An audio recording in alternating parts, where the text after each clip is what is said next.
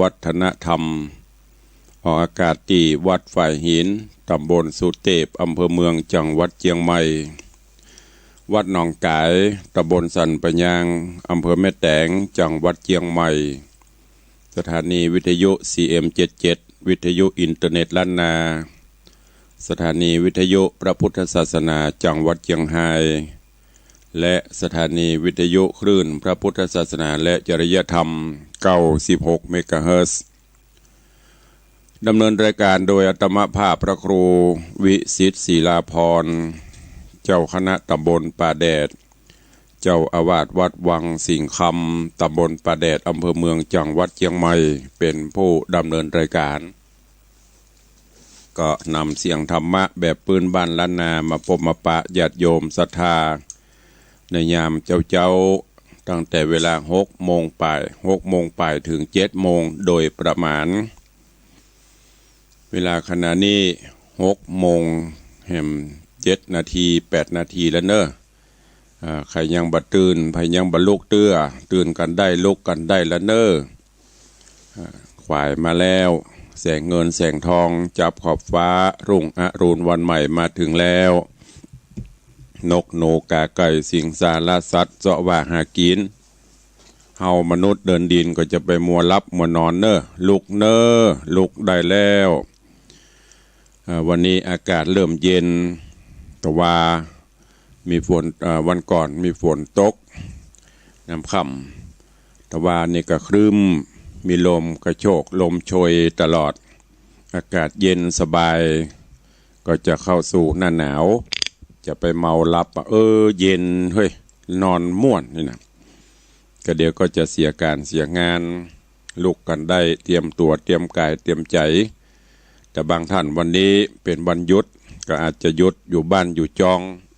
เพียวบ้านเพียวจองทำความสะอาดเพียวกวาดคัดถู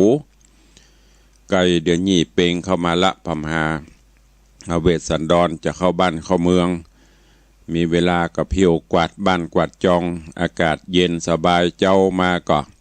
กวาดหั่นกวาดนี่เพียวกวาดตบแตบป่อบ้านแม่บ้านทำอาหารการกินป่อบ้านก็เพียวกวาดตำหัวตำหยังตัดชากาตกแต่งกาแปลงสวนหย่อมกาเพียวหั่นเพียวนี่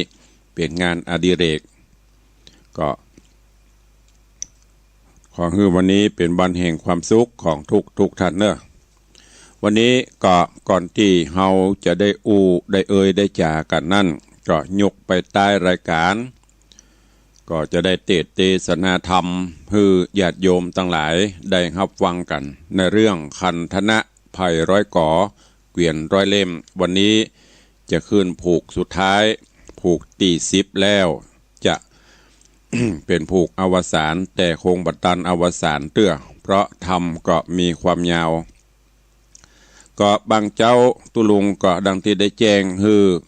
ญาติธรรมญาติโยม FC แฟนรายการบางเตื้อก็มีภารกิจศาสนกิจ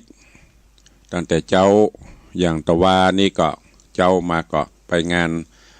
มงคลสมรสงานบ้านใหม่ก็เลยเป็นเทปรายการแทนไปหรือบางวันก็ร่างกายบ่ไหวเพราะว่ารายการตุลุงถ้าประจำเป็นแต่ก็จะเป็นรายการสดแต่ถ้ามีศาสนกิจมีภารกิจก็จะขอเมตตาทางสถานีเปิดเอาเทปรายการออกแทนซึ่งตะวานี้ก็เสียดายตะวานี้เป็นวันเสาร์จะต้องลิงสัญญาณไปถึงเมืองแป่เมืองน่านลำปูนลำปางพะเยาเชียงรายไปหลายที่แต่ว่ามีศาสนกิจวันนี้มาฟังกันต่อเรื่องของคันธนะในตอนที่แล้วก็มาถึงอย่างตอนที่โพธิสัตว์เจ้ากันทะจันทร์หลังจากที่ได้ดันดนไปเสาะหาป่อตัวหาป่อตามคำสั่งของแม่คือนางสีดาก็ตอนนี้ได้พบได้ปะกับป่อแล้วก็ได้จุบชีวิตหรือว่าได้เอาไม้เต้าตีพญาเมืองตะกะศิลาได้เอาไม้เต้าจีให้ป่อได้ตายไปตอนนี้ได้ยึดคืนบ้านคืนเมืองมา เจ้าบ้านเจ้าเมืองเสนาอมาตย์ก็เอาไม้เตานั้นมาถวายคืนโพธิสัตว์เจ้ากันทจันทร์ก็เอาไม้เตานั้นมาจุบชีวิตป่อฮือปิกขึ้นมาเมื่อสืบสาวลาวเรื่องโหตีมาตีไปแล้วป่อก็บอกฮือปิกไปอยู่ที่เมืองจำปาเนอะไปเมืองจำปาแล้วก็ได้มอบของวิเศษคืองาจ้างติบเตดตีพญาอินเปิ้นเอาฮือแล้วก็บอกไอความต่างๆที่เปิ้นห้องไว้อย่างของวิเศษนี้เกี่ยวกับวิธีการใช้ของงาจ้างต้องการอันใดปรารถนาอันหยังก็จะได้สมใจแต่ว่าเทศนามาถึงอย่างที่นี่วันนี้ก็มาฟังกันต่อในเรื่องของคันธนะไผ่ร้อยก่อเกวียนร้อยเล่มผูกที่10อันเป็นผูกสุดท้ายตอนที่1ณโอกาสบัดนี้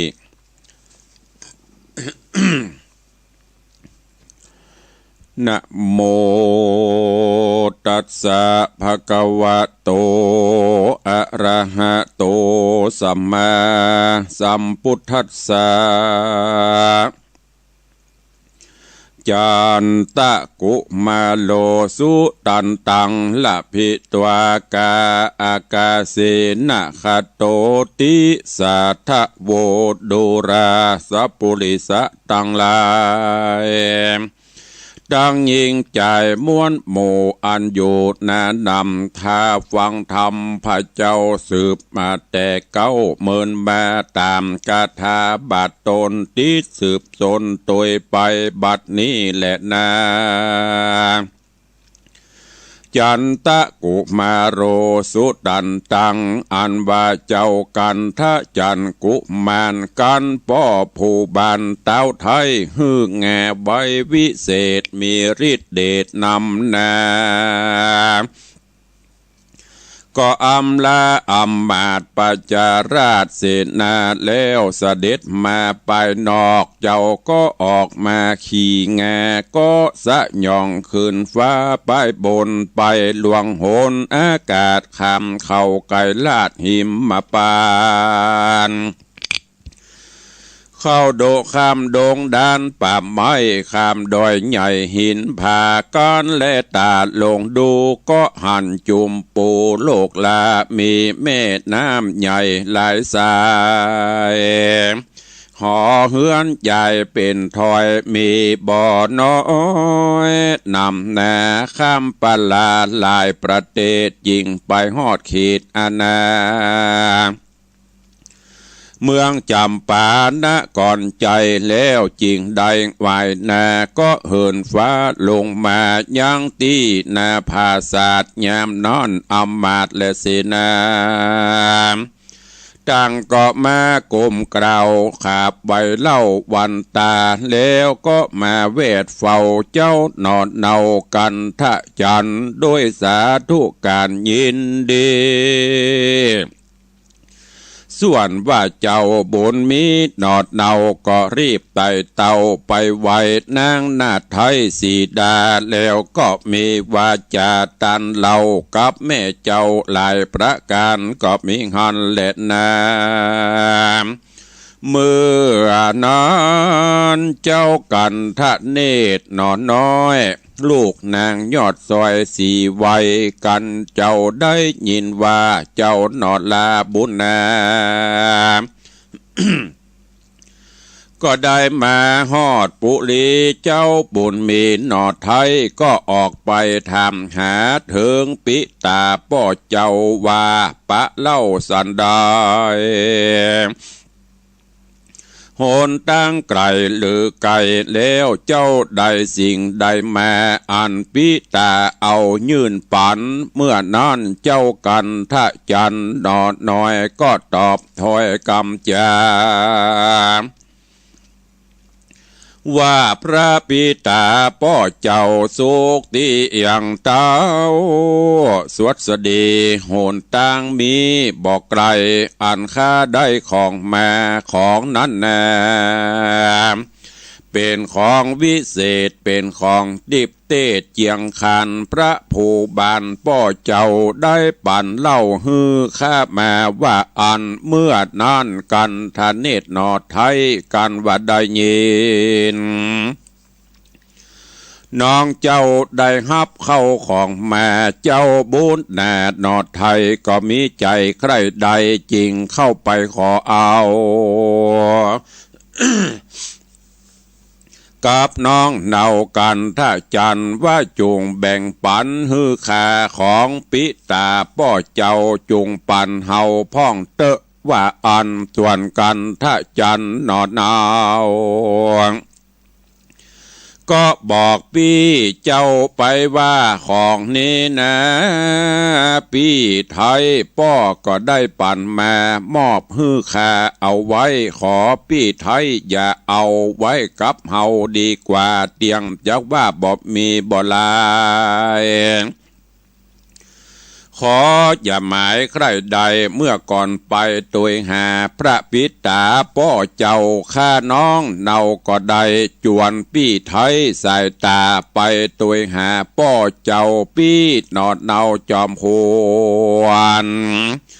เกยอุปันบอกไว้ว่าการไปตัวหาพระปิตาเต้าเจ้ากันว่าได้ของดีพี่บ่มีใจใครได้ขอพี่ได้กึดดูถึงกำอู้ฟู่แต่เก้าไปขว้างเขาเสียไหนแล้วก็ได้เถียงกันเจ้าจอมจันพี่ไทยก็จริงได้จริงลู่แล้วต่อสู้กันไปมา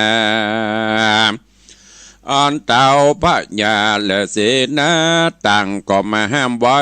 สองหนอไทยบ่ยอมฟังต่างก็ยังได้มีเตจฤทธิเสมอกัน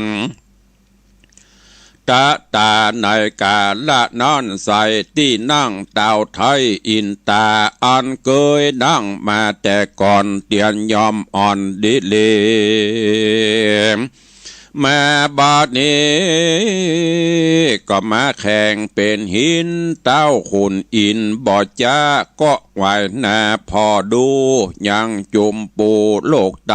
ก็หันหนอไทยตั้งกู้ฮบกันอยู่ไปมา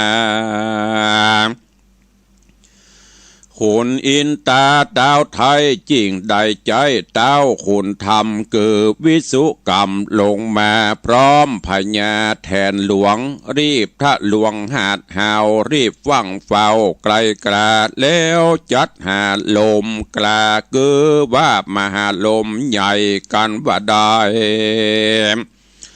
ก็เร็วไวรีบเข้าไปตัดคอสองเจ้าหน่อพี่น้องลมก็ไปตองตกใส่เจ้าใส่ใจกันทะเนศก็เข้าเขตมรณา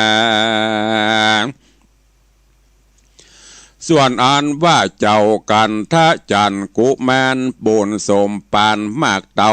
ลมก็ได้เข้ามาตองในแห่งห้องกาญาปอ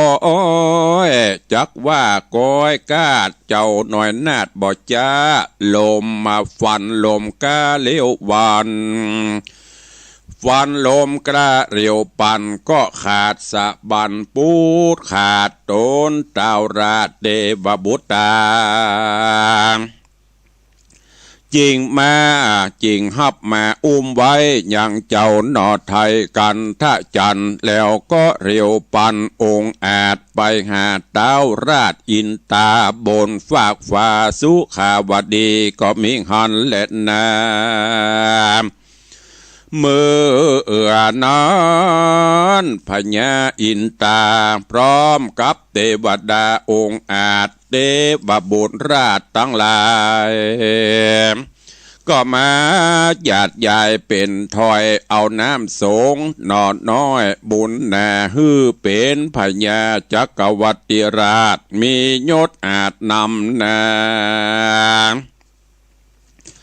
คุณอินตาเจ้าฟ้าก็ฮือเทวบุตรตามวลโมส่งเจ้าสู่ปุรีฮือเจ้าบุญมีน้อยนาฏสะบวยราชเมืองจำปา แล้วเตบาโบตาธิราชเนรมิตภาศาสตร์พังกาหือได้มาเจ็ดหลังใหญ่หลวงกว้างก็ได้100 วามีต้นกะละพฤกษ์ผ่องแผ้วอันมีแก้วเงินคำเกิดพร้อมพร่ำบอกขาดในภาศาสตร์พังกาแล้วเศษนาผู้เท่าอำมาตย์เก่าผู้ใหญ่ก็ปะกอนไปอาราธนาหนอพุทธานุ่มเนาตนเป็นป้อเจ้ากันทะจารเอามาโป่งปานลูกเต่าหือเป็นเจ้าภาพว่าเมืองจำปานกรใจทัดนั่นไปบ่อจะเทวบุตรมวลโมเทวดาอยู่นำนาก็อำลาคืนสู่ในที่อยู่แห่งตนคือว่าบนสวรรค์ก็มีหันและนาสัทธาอันว่าพระพุทธเจ้ากันธนกุมารนอโพธิญาณตีว่าการว่าลูกได้เป็นพญาในปาลาเมืองใหญ่เต้านอไทยพุทธาก็อำลาอำมาตย์ประจันราชไพร่ไตเสนาในม้วนหมู่รีบไปสู่ตะกะศิลา พร้อมสีดาหนอดเนาอันว่าเจ้ากันธนะกุมารบุญสมปานมากลายมีใจพายแผ่กวางบนละห่างสินธรรมเตจะนำองค์อาจตัวควายราชจุมปูจุมศัตรูห่างไกลบ่มีภัยเพียบใดจนหอดไรหายขาดจมอุบัตินี้ไกลพญาน้อยใหญ่ขาบสมปานนำปันนาการของฝากอันมาจากแดนไกลเต้าถวายเต้าไทยบอกขาดอันตนเต้าราชพุทธาก็ตั้งนาจะสอนเจ้านาก้อนน้อยใหญ่พญาเต้าไทยตั้งเมืองโยธาเรืององค์อาจตั้งอำมาตย์คนในและไพร่ไตน้อยใหญ่หูแจงไข่ตามรายว่าดูราตานตั้งลายเฮ้ย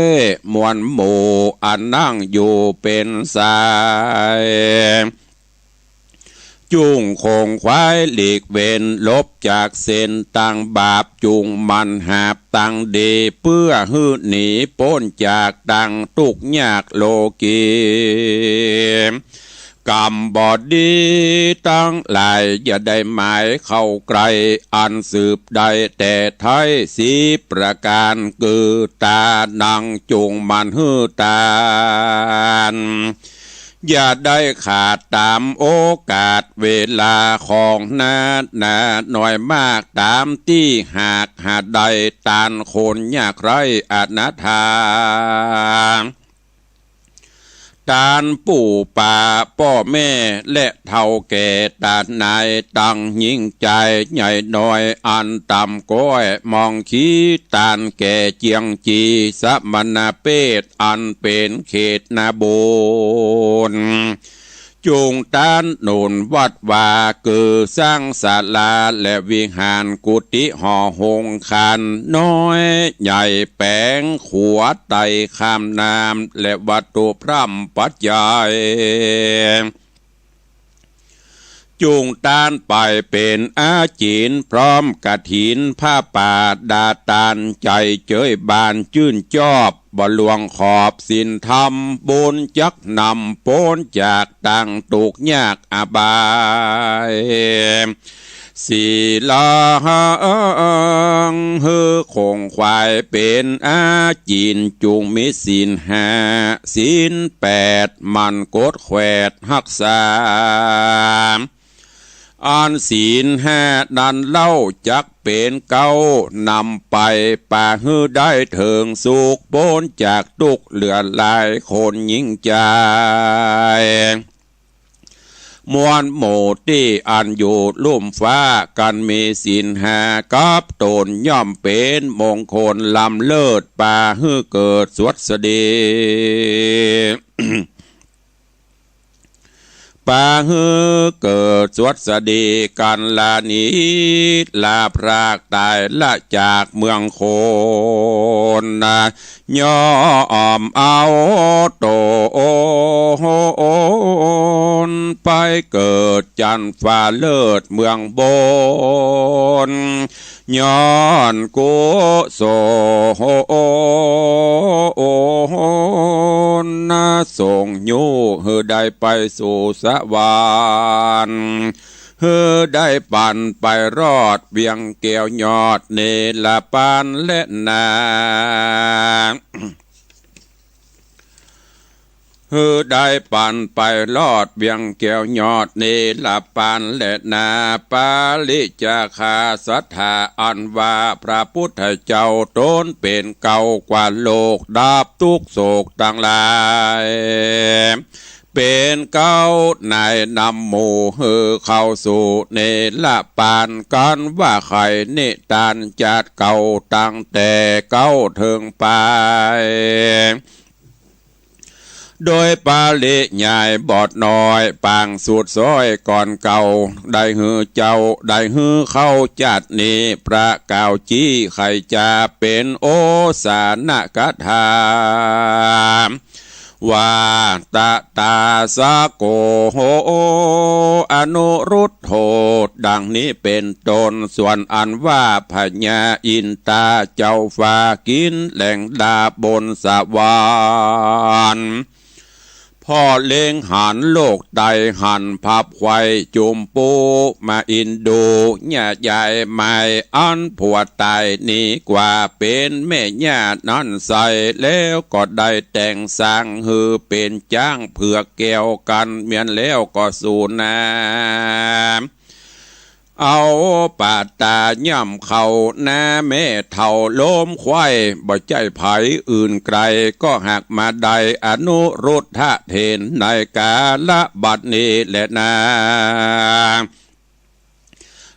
ตาปิตาส่วนพญาศิสาเกตทิราชมียศอาจหรือจะจ้อยเสนาคนเก้าไปดูเจ้าโปธิญาณว่าฮือตานวันละลายกองเข้าของมีดังเก่ามีมากเต้าโถมน้ำตาในการลานอนใสคือหากมาใดพญาสลีสุโธธนะมหาราชาปอแห่งพระตถาคตในการละบัดนี้แหละนามาตาสิริมหามายาส่วนนางแม่ไม้อนาถาเข้าของหาบอดใดเป็นทุกไรเข็นใจตัวกินน้ำใสบอกวางคือน้ำห้อยตีนจ้างไปสารในการละนอนใสคือหากมาได้นางสรีมหามายาแม่ตถาคตในการละบัดนี้แหละนาส่วนนางสีไวนอดเนาแงมบ่อเศร้าเมสลีลูกเศรษฐีผู้เฒ่าแม่แห่งเจ้ากันทเนศบุญนาในการลานอนใสคือหากมาได้นางโคตมีในการละบัดนี้แหละนาตาญะโสธราส่วนอันว่านางสีดารูปโสภางามแงปฏิบัติแต่กองบุญบอกเกือนุนบาปกราตาในการละนอนใสคือหากมาได้นางยะโสธราแม่เจ้าราหุนเทนในการละบัดนี้แหละนา ตาตาจำปาลาจาส่วนอันว่าพญาจำปานั่นใส่เข้าป่าไม้โด่งดานล่ากวางฟานแรดจ้างในป่ากวางโด่งนามียักษ์ขาปากกวางแล้วเป็นกวางล่อไปตกในโด่งตันได้กาละนอนใส่คือหากมาได้มหาอุทายีเถระในกาละบัดนี้แหละนาส่วนพระญาร้อยก่อนั้นใส่ตนอันใดมีกำลังเต้าจ้างปังไปสารมีกำลังหารนั้นใส่คือหากมาได้สารีบุตรเห็นในกาละบัดนี้แหละนาส่วนพญาร้อยเกวียนนั้นใส่อันเจ้าได้เอาที่อยู่ถวายหมู่ภิกขุเจ้าที่มาเข้าวัดสาเตจนาบุญแต่ก่อนก็บ่หอนสูญไปเจ้าจริงได้มีแห่งนำนะได้กาละบัดนี้นานอนใสเกิงหากมาได้มหาโมคคัลลนาเทนในกาละบัดนี้เล่นนาส่วนเจ้ากูแม่น้อยคือเจ้ายอดซอยกันทะจานมีบุญผ่านมากวางได้เป็นเจ้าจ้างจักรวรรดิราชมียศอาจนำนาตาตาในกาละนอนใส่คือหากมาได้ราหุนเทนในกาละบัดนี้แหละนาตาตาเตวัตโตส่วนอันว่าพญาตกะศิลาโตนปาราหาดหาวจุเอาไม้เต้าหนอมุนีแล้วก็จีหื้อตายตะตาในกาละนอนใส่คือหากมาได้เทวตาเห็นในกาละบัดนี้และนากันธนกุมาฮาโลโหอาหาเมวะโล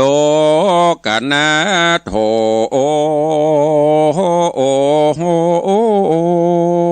อันว่า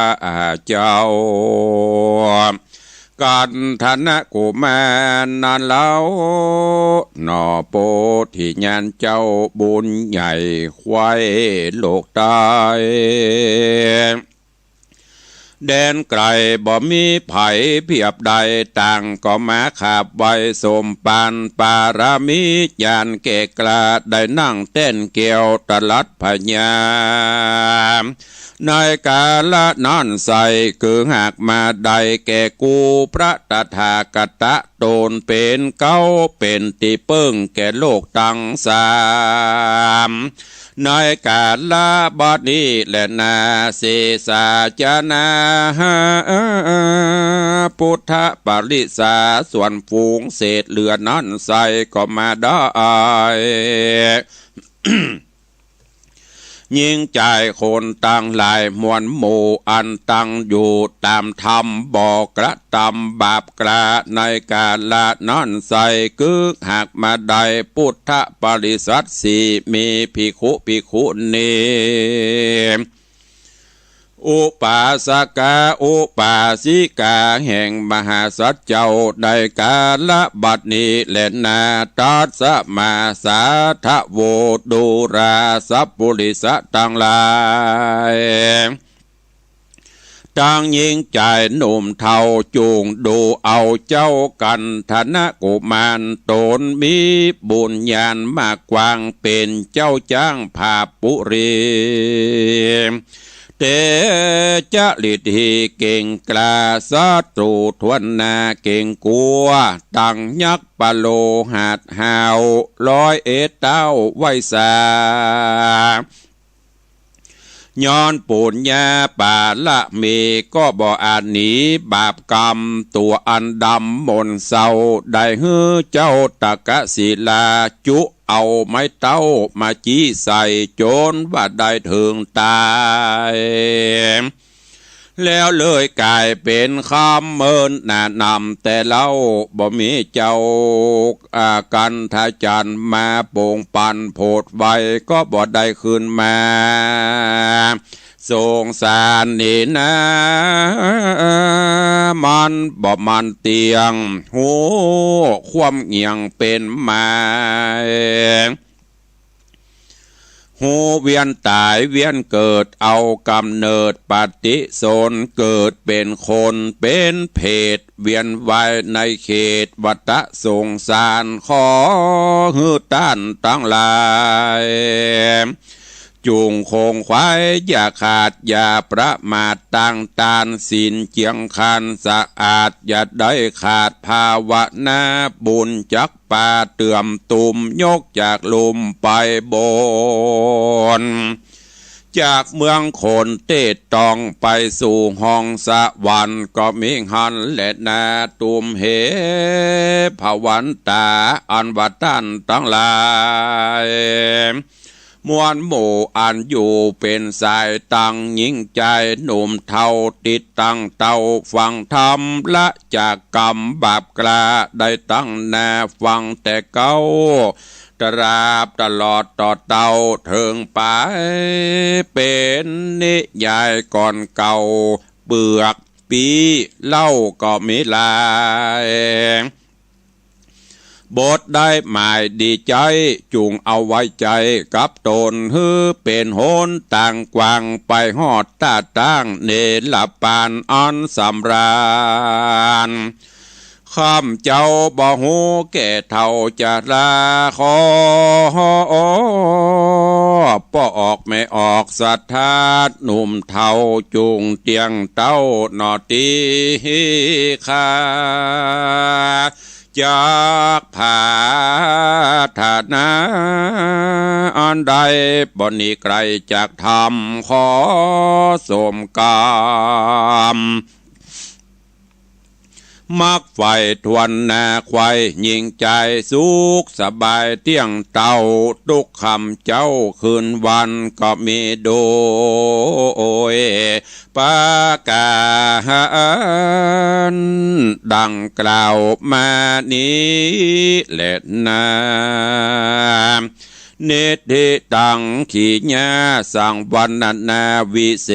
ษจาห้องเหตุธรรมเทศนากันธนะผูกทวนสีบอันเป็นผูกปลายปริปุณนังอาวสานลงแล้วเต่านี่ก่อนและนะก็บังโกมสมเรศเดชก็จบปริปุณนังอาวสานปริปุณนังไปเป็นตีเรียบร้อยพระธรรมเทศนาเรื่องคันธนะภัยร้อยก่อเกวียนร้อยเล่มอวสานจบเป็นตีเรียบร้อยแล้วเนอะก้อยท่าฟังเรื่องใหม่ตายธรรมเปิ้นได้กล่าวไว้ตั้งแต่ต้นมานั่นเรื่องราวต่างๆมีเปลือกก็มีปีก็มีแก่นก็มีก็ฟังแล้วเก็บแกะก่อนไกลเอาเนอะอย่างใต้รายการว่าใต้ผูกสุดท้ายกันทจันทร์ปีกมาปรากฏว่ากันทเนตรอันเป็นลูกสีไวเมื่อก่อนจะไปบนก็จวนแล้วไปขอไปเสาะหาป่อก็บอกว่าน้องไปเตอะอ้ายบ่ไปป่อเอาอย่างฮืออันใดควรดีได้น้องก็เอาไปเตอะหรอพอเปิ้นปีกมาถามเปิ้นได้อย่างมาพ้องเปิ้นก็อธิบายฮือป่อเอานั้นฮือเอานี้ฮือเอาแล้วความโลภเกิดขึ้นใครได้ฮะเหมาะเอาแบ่งฮืออ้ายพ้องนะน้องก็บอกว่าโอ้ก็มอกหัวทีก็จวนไปตัวยก็บ่ไปและจำบ่ได้กะอ้ายว่าจะได้อ้ายว่านั่งได้อย่างป่ออย่างฮือเอาเตอะอ้ายบ่เอาอีบ่ใจกะเอาหลังจากนั้นก็เกิดความเถียงกันความโลภโกรธหลงเกิดขึ้นแล้วก็ต่อสู้กันไปสุดท้ายก็ต้องดับขันไปเนี่ยญาติโยมทั้งหลายมันจึงเป็นที่มาที่ไปจนถึงปัจจุบันเนี่ยปัจจุบันนี้ลองสังเกตพอ อันสมอันไปพอไปเสาะหาป่อนี่บ่ค่อยมีไผพอไปดูแลแม่บ่ค่อยมีไผไปอันสมบัติพระสถานนี่ใครได้เต่ากันหมดเนี่ยมีที่มาที่ไปจะยะน้องก็เติงหาป่อใครหันหน้าป่อจวนอ้ายไปเสาะหาบ่ไปพอได้มาปนมอบอย่างฮือเอาละใครแบ่งเหมือนอย่างมนุษย์คนเฮาปัจจุบันเนี้ยยามมีป่อมีแม่อ้ายพอเตอะน้องว่างน้องมีเวลาก็มากับน้องพอเตอะไอ้มีเวลากูจิใส่มึงจิใส่กูบอกกองเข้าของสัมปติกับกูกับว่าใครได้มึงกับว่าใครได้เนี่ยความโลภของคนเฮามีเหมือนกันหมดญาติโยมทั้งหลายและแม้กระทั่งหันเปิ่นมีจะไปใครได้หันเปิ่นขี้ไล่จะไปดูแคว้นกำเปิ่นตึงบอกไว้เฮาปบเฮาปะใส่ไผดีควรจะช่วยเหลือได้เฮาก็ช่วยกันไปสงเคราะห์อนุเคราะห์กันไปทำจะเนี้ยบ้านเมืองเฮาจะน่าอยู่แต่ปัจจุบันนี้มือไผ่ยาวสาวได้สาวเอาความหันแก่ตัวเกิดขึ้นทุกสังคมทุกวงการปัญหาก็เลยเกิดขึ้นศีลธรรมบ่ได้เอานำมาประพฤติปฏิบัติแล้วก็ปากันไปโตดศีลธรรมเสื่อมศีลธรรมเสื่อมศีลธรรมมันบ่ได้เสื่อมคนต่างหากเสื่อมจากศีลจากธรรมก็จึงทำให้บ้านเมืองป่นปีปีนังจะยะปัญหาเกิดขึ้นทุกหย่อมหญ้าเพราะขาดศีลขาดธรรม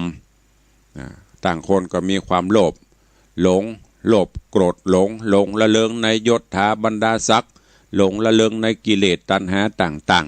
ๆสุดท้ายไม่มีใครได้ไปสักคนจะโลภโมโทสันป่านใดจะโรยล้นฟ้าป่านใดก็บ่มีไผเอาไปตัวได้สุดท้ายก็ไปแต่ตัวคนเดียวเป็นเท่าทานไปกลายสภาพไปนี่คือสัจธรรมของโลกสิ่งที่เกิดขึ้นในโลกเกิดขึ้นตั้งอยู่แล้วก็ดับไปฉะนั้นแล้วญาติโยมทั้งหลายบ่ต้องไปโลภโมโทสันอย่างล้ำเหลือมีหมอกเปิ่นหมอกเฮาหมอกปออยู่ปอกินที่สำคัญก็คือรักษาศีลฟังรักษาศีลปฏิบัติธรรมไปบ่ไปสร้างความเดือดร้อนอย่างเฮือไผเฮามีปอที่จะสงเคราะห์อนุเคราะห์ช่วยเหลือเปื้อนมนุษย์รวมโลกเฮาก็ทำไปมันกินมันตานไปทำแล้วเฮาสุขสบายใจอันนั้นแหละก็เป็นพละบุญแล้วเนอะก็ฝากไว้กับทุกท่านนำไปคิดพิจารณาใจในการดำเนินชีวิตประจำวันเวลายังพอมีอยู่เนอะก็ก่อนที่เราจะได้เปิดหน้าไมค์อู้จ๋าตุลุงก็ขอประชาสัมพันธ์ข่าวสารให้ญาติโยมทั้งหลายเนอะวันนี้ตีวัดฉิมพรีวันต้นงิ้วตำบลสันพักหวานอำเภอหางดงก็จะมีงานทำบุญถวายทานสลากพัดทานสลากเส้นสลากหลวงในรอบ 7-8 ปีเชิญชวนศรัทธาเนอะและแวดวงโขงไกนี่วังสิงคำกับบ้านตาไมอิบ้านเกาะบ้านกลางจอมตองหมดเนี่ยหรือว่าตั้งปัตตานเต้าไผ่ยูบ้านหม้อบ้านเบอร์หรือที่ไหนก็ตามที่มีญาติพี่น้องก็ไปร่วมกินร่วมทานที่วัดฉิมพรีวันต้นงิ้วเนอะแล้วก็ที่ข่วงพระเจ้าล้านนะข่วงพระเจ้าข่วงพญามังลายหรือว่าบริเวณหอคำหลวงป่อพญามังลายในวันที่23 ตุลาคมอันเป็นวันปิยมหาราชแล้วก็เป็นวันคล้ายวันประสูติของป่อพญามังลายการนี้ต่างมูลนิธิพระบรมธาตุเจ้าดอยสุเทพตลอดจนต่างผู้ดำเนินรายการทางคลื่นวิทยุ96ของวัดยังกวงก็จะได้จัดกิจกรรมตอดพระป่าถวายทานในการที่จะเสาะกองทุนบำรุงสถานีวิทยุคลื่น96เนอะก็ดวดเจิญจวนศรัทธานาบุญไปร่วมกินร่วมทานด้วยกันในวันที่23 ตุลาที่ข่วงพญามังลายหรือว่าหอคำหลวงในวันที่22วันพฤหัสบดีที่22ก็นำเอิญเจิญจวนศรัทธาเฮาเนอกินห่วมตันเติงกินใหญ่ตันหลวงการกฐินนั่นก็คืองานทำบุญมหากุศลมหาทานบารมีตอดกฐินสามัคคีที่วัดวังสิงคำกำหนดการวันที่21เป็นวันตกแต่งดาเป็นวันแห่กฐินเพื่อเป็นวันเฉลิมฉลององค์กฐิน วันพฤหัสที่22เวลาประมาณบ่าย2 โมงก็จะได้ประกอบพิธีตอดถวายการนี้ก็เชิญชวนศรัทธานาบุญเนอะว่างเว้นบัติดกิจการใดก็มาสร้างบารมีสร้างตานะบารมีธรรมตานกฐินร่วมกันโดยกฐินปีนี้ก็มีประธานสายต่างๆอันประกอบไปด้วยสายบุญของอาจารย์วารินบัววิรัตเลิศร่วมกับทางมหาวิทยาลัยฟาอิเทิร์นโดยอาจารย์แม่มรกตดร.กิติพัฒน์อาจารย์ดร.ชัดทิพย์สุวรรณชินผู้จัดการหรือว่าผู้รับใบอนุญาตอธิการบดีรองอธิการบดีมหาวิทยาลัยฟาอิเทิร์นที่สี่แยกสนามบินก็จะได้มาเป็นเป็นประธานร่วมกับประธานร่วมสายต่างๆอันมีโยมปีไอธนวัฒน์โยมปีทัศพิชาสุสิงคำเป็นประธานร่วมโยมสทมณิตโยมปีสายจันทร์บุญยวงเป็นประธานร่วมป่อสิงคำป่อดวงคำแม่จันตาคำพุทธเป็นประธานร่วมและแม่อวยมอนติบหรือว่าแม่จันติบณวงศาพร้อมลูกหลานก็เป็นประธานร่วมถวายกฐินนอกนั้นก็เป็นสายบุญจากศรัทธาญาติโยมทั่วสารทิศและที่สำคัญคือพี่น้องคณะศรัทธา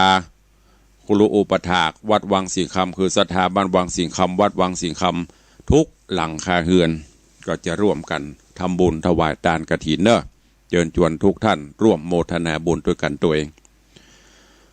บ่เท่าแต่นั้นตามที่ตุลุงได้ประชาสัมพันธ์เชิญชวนศรัทธาเฮาร่วมโมทนาบุญปิดคำปิดทองพระเจ้าก็ดีปุจากรมเดือนยี่ก็ดีเนอะก็สุดแล้วแต่สาธุชนญาติโยมเฮาคือใจได้ค่อยใจตันไข่ตานก็ดีก็ร่วมโมทนาบุญด้วยกันได้ก็ขอขอบคุณอนุโมทนาบุญเนอะตะวานี้ไปเตะทำตีบ้านแม่คือทำบุญโรงงานของพี่อนรงค์มูลศรีลูกของพ่ออุ้ยปันบุญศรีก็ได้มีญาติธรรมญาติโยมร่วมโมทนาบุญมัตวานี้ก็หลายท่านหลายคนได้ปัจจัยประมาณ1,000 กว่าบาทนี้หน้าหมู่นอกจากนั้นก็มีแม่รำพันธ์เตชะเขตข่วงสิงร่วมโมทนาบุญมาโยมจำลองโยมสมพรชัยศรีโยมสวัสดิ์โยมรัฐวุฒิพลกองราชโยมเมตตาคำทองคำโยมป่นไว้ดีแม่เอ้ยจิตนานโยมธนรัตน์แม่สุดาคำแสงอันนี้ผ่านมาตั้งสายบุญแล้วก็มีโยมแม่จันคำโยมจันคำโยมบัวผ่านกองราชโยมแม่อัมภัยกองราชแม่อุ้ยเปงยอดเทียมพ่ออุ้ยป่านมูลศรีแม่วิไลบุญชัยอันนี้รวมโมทนาบุญมัตวาโยมวัสุพัฒน์โยมระวิชดามอนแสงโยมพรตรีโยมบุญชัยโยมแสงซาลุงอเด็กชายแสงเมืองแล้วก็มีโยมนางสาวกัญญาลัตน์อุดรนายกตันอุดรนางสาวพัชรีทัพพดุงแม่สีพันธ์อุดรแม่เปงคำใจคณะญาติธรรมของป่อปั่นมูลศรีตะวานี่เนอะขออนุโมทนาบุญขอบคุณตัวแล้วก็บัดเต้าแต่นั้นขอบคุณกับผู้ที่ร่วมปูจาโคมประทีปโคมไฟแสงสว่างส่องตางสว่างสวัยโชติช่วงชัชวาลในโอกาสถวายพระพุทธพระธรรมพระสงฆ์โอกาสเทศกาลประเวณีเดือนยี่เปงส่งเสริมประเพณีวัฒนธรรมล้านนาก็ต่างวัดได้จัดที่แขวนโคมใหม่โดยซื้อเล็กมาแปลงโคมแปลงโครงสร้างแปลงสายไฟใหม่ซื้อโคมมาฮือศรัทธาเขาเป็นเจ้าภาพท่านใดมีเจตนาจะร่วมเป็นเจ้าภาพก็ได้เนอะจะมีโคม1 แกนแล้วก็ประทีปดวง1 อันชุดละ99 บาทแสงสว่างส่องตางสว่างสวัยปูจาน้อมอธิษฐานจิตถวายพระพุทธพระธรรมพระสงฆ์คุณพ่อคุณแม่ครูบาอาจารย์ขอบคุณโยมธีรวุฒิมากเมืองหรือน้องเบลร่วมเป็นเจ้าภาพ2 ลูกแม่อุ้ยมอนจันคำแสงบุญ2 ลูกแม่สุพัฒน์เอี่ยมเจริญ1 ลูกป่อวิชัยเอี่ยมเจริญ1 ลูก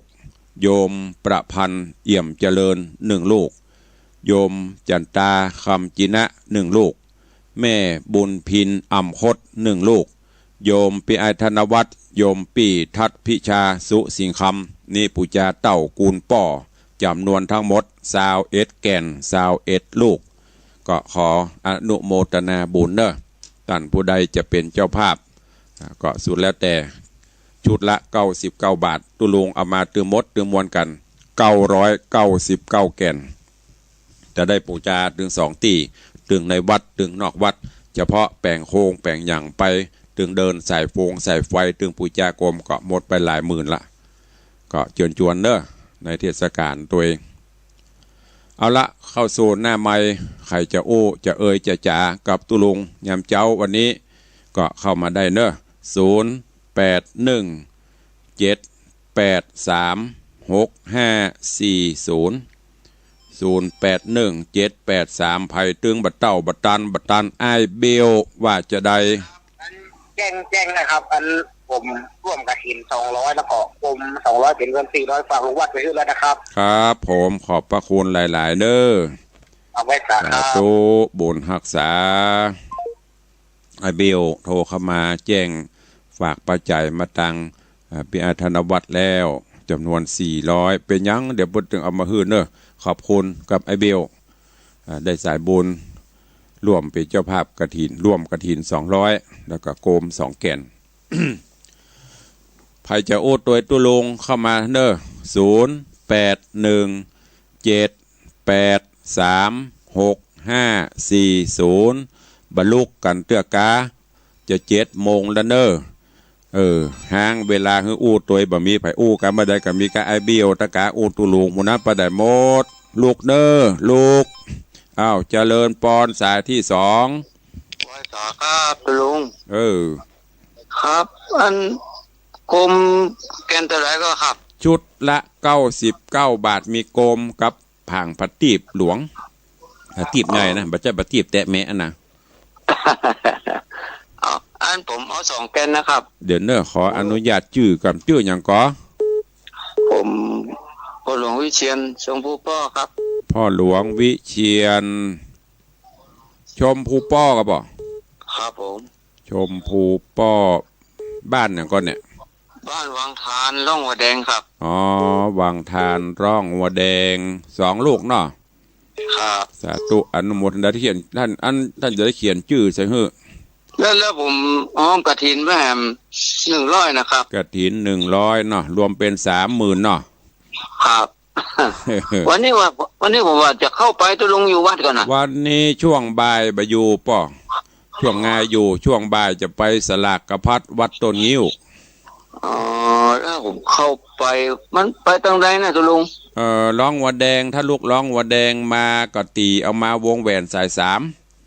ครับวงแหวนสาย3มาถึงที่สะพานน้ำปิงก็บ่ต้องข้ามเด้อมาถึงวัดปางงิ้วลอดข้ามสะพานมาหน่อยเลี้ยวซ้ายถึงวัดมาตั้งปางงิ้วมาตั้งตามมาอีนะฮุติก็เคยมาก็ครับตั้งสลับนี้เนาะปางงิ้วสลับปีข้ามน้ำปิงมาวัดอยู่ฝั่งวัดโตกเนอะ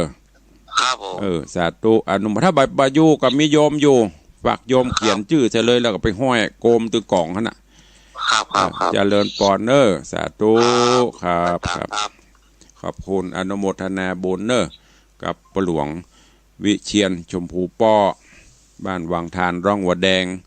ร่วมโมทนาโกม2แก่นแล้วก็เป็นจะร่วมกฐินแถม100เจริญปอนแม่ขวัญเมืองวันนี้กฐินว่าช่างเคียนนะคะไม่ได้ไปแม่พ่อไม่ได้กินกฐินไม่ได้ถึงจองอะไรเมื่อกี้เนี่ยโคมไฟแม่โคมไฟโคมเนี่ยโคมประทีปโคมไฟสองโคมนะคะเอา2แก่นเนาะชื่อเสียงรู้แล้วเราใส่เองเสร็จนะคะใส่ได้เลยแม่ครับเจริญปอนนะแม่เนอร์สาธุขอบคุณโยมแม่ขวัญเมืองแห่ล้อมจังเขียนร่วมโมทนาบุญ2แก่น200 บาทขอบคุณตัวเนอก็ห่วมบุญกันไปเนาะกินไปทานไปอย่างที่ตุลุงบอกตามจิตเจตนาศรัทธาปีที่ของญาติโยมที่ปูจาโคมนี่ถวายตึงพญามังลายถวายครูบาศรีวิจัยถวายพระพุทธพระธรรมพระสงฆ์ถวายตึงอัน พระอย่างก็หลวงพ่อพระเจ้าตั้งใจได้หมดพอแปลงไว้อย่างดีเดี๋ยวจะถ่ายลงเฟซสวรรค์เจริญปอนแม่ปราณีเจ้าบัดใดสาธุอนุโมทนา3 ลูกเนาะโคมเจ้า3 แกนเจ้าสาธุเนอเข้าไปเขียนชื่อเจ้ามาเขียนคนเดียวเลยวันกฐินเจ้าสาธุอนุโมทนานะแม่เนอฮะโยมแม่ก็ไปเดินสายกฐินได้15 วันละโอ้เกินแล้วเนาะป่นเก้าแม่15เลยอันนี้จำดีได้นักตึงตักต้นตึงเอาเยอะแยะเลยดีมากดีมากอิ่มบุญเนี่ยไปขุนแปะดีละอนุโมทนาบุญตัวเนอเจ้าสาธุเจ้าขอบคุณโยมแม่ปราณีพยัคฆ์ไคหพลอนุโมทนาบุญกับโยมแม่ตัวเนอก็ไปตานกฐินเพราะได้10 กว่าตีละก็ช่วงนี้มันมีเวลาน้อยเนาะใกล้จะหมดละแม่ปราณีพยัคฆ์ไคหพลร่วมโมทนาบุญปูจาโคมถวายพระพุทธพระธรรมพระสงฆ์ปูจาป่อพญามังลายครูบาเจ้าศีลธรรมแห่ม3 แก่นขออนุโมทนาบุญขอบคุณตัวจะไปว่าตุลงอย่างเบิดอันหนึ่งเนอะมันหน้าเทศกาลมันก็หมุนไปมันต้องไปเรื่อยๆของมันกิจกรรมของทางวัดจะมีเรื่อยๆก็สุดแล้วแต่ญาติโยมจะให้จะหอมตุลงเพียงแต่เป็นสะพานบุญมาบอกบุญฮื้ออย่างโกมตอนนี้ก็ซื้อมาไว้ให้เรียบร้อยละมีเจ้าภาพก็ใส่บะหมี่ก็ดึงแขวนแต่บอกฮื้อเพื่อญาติโยมจะร่วมบุญกุศลใครปีไหนมีเตื้องปูจาปะทีปโคมไฟปะทีปปนห้องปูจาตีนกาปะทีปโคมไฟถวายพระพุทธพระธรรมพระสงฆ์ปูจาพระเกศแก้วจุลมณีตามคติความเชื่อของล้านนาเฮาของเมืองเหนือเฮาของบรรพชนเฮาก็ร่วมปูจาได้ปูจาและยายตุลุงเขียนให้หมดเนอะชื่อทุกชื่ออย่างณเวลานี้ที่เป็นเจ้าภาพมาแล้วก็มีโยมธีรวุฒิมากเมืองน้องเบล2 ลูกแม่อวยมนจันทร์คำแสงบุญ2 ลูกแม่สุภัทร